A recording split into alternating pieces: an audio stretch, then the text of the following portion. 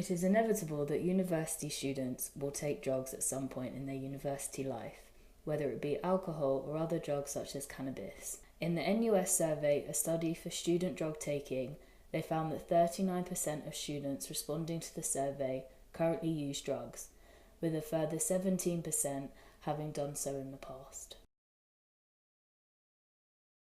On occasion. Yeah, a few people. A recreational drug? Yes. Well, I don't know anyone who's taking recreational drugs. I know a few people and occasionally, but nothing really. Okay. I know some people do it quite regularly, and then I'm once in a blue moon every now and again. Yeah, I do. Well, some people, yeah. Yeah. Yeah, large people at university I know have taken recreational drugs, mainly on nights out, in terms of like ecstasy, coke. But for anything like recreational in terms of like weed and that, I do know people who smoke marijuana and stuff like that. I've taken some recreational drugs myself. I'm not going to say what. Yeah, quite a lot of my friends take recreational drugs, and I do too. Oh yeah, I know that. I'm pretty sure that I have like classmates, and friends who do smoke weed, quite often. I don't know about like anything harder, but maybe in the party scene, some of them have mentioned. Yeah, I know some people that take the same. It's cheaper than drink, isn't it? It's cheaper than drink. It's also... Don't get a hangover. Yeah, that's true. And it's good fun. It's not really hasn't really been anything bad. Mostly just been sort of controlled environment. It's worked. It's not like anything super dangerous. Yeah, relatively safe. It's something to do. It's a bit of rebellion. It's I don't know, in some cases it can feel good. A lot of the times it just makes you sort of less interesting. I'm not sure. I think it's maybe the scene. Like I said, I've not been the one who's massively into it. If anything, it's just because it's actually really, really expensive. And then some of them also, I'm just not really the cheaper ones I don't particularly like. I think if anything, it's kind of a bit more like the scene and other people doing it. And then if you get into that scene, a lot of you kind of do it just because the other people are doing it. I think people can think that it's like fun to do, maybe to relax, because some people drink to have fun, some people take drugs.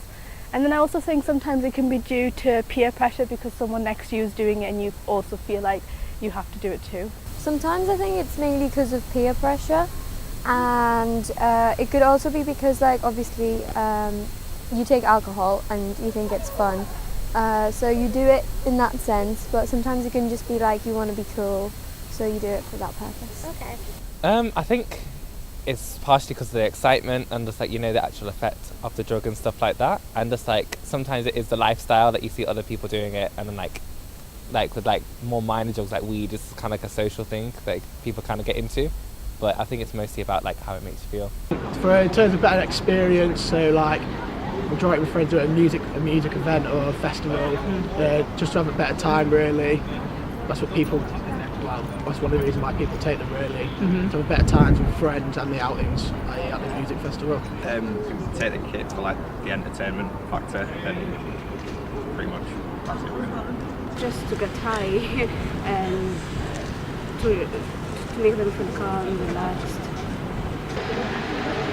Smoking weed is supposed to be chill, relaxing supposedly, and then I think the party scene drugs are more of you get to feel the music or something. You get to enjoy the party better. I'm not really sure though. To make the nights better probably, or just have a better fun. Just something different I suppose, or just to try it out. Do they normally just do it for nights out, or would they do it when they're... Some people I know just do it casually. No, just pass the time. Well, I'd give ring 999. I know vaguely what the recovery position looks like, but make sure no one swallows the tongue or something, but okay. I wouldn't know a hell of a lot. Well, I would call someone, call the police maybe. I'm going to call an ambulance. I'd probably just call 999. Not really, but I'd probably call for help as soon as I could. my only reaction would be to call 999 and get advice, really.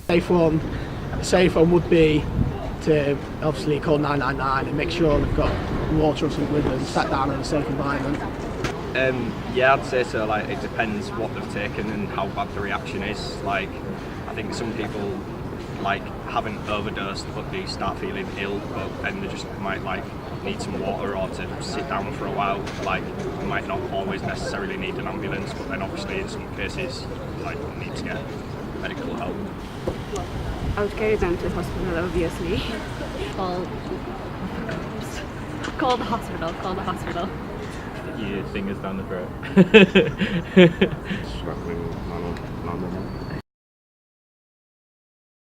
Just keeping with like a group of people that you know that are going to take care of you when you do it, that understand the risks and things like that. Just, keep you generally safe. Get them from the NHS, probably. Well, I think drugs are quite like, how can I put it? I don't know, maybe just do not take drugs because it's not good for your body. It's not like emotionally good for you. So yeah, just stay away. Yeah, I'd say if I've ever done, to be fair, the only ones I've done are kind of ones as how far you're going along. Other than that, it's ones where they take a while. Most people know would only take a small amount and then wait a long time and see if they want to take more. Just take it in moderation, I guess, not go overboard, know how much you're taking.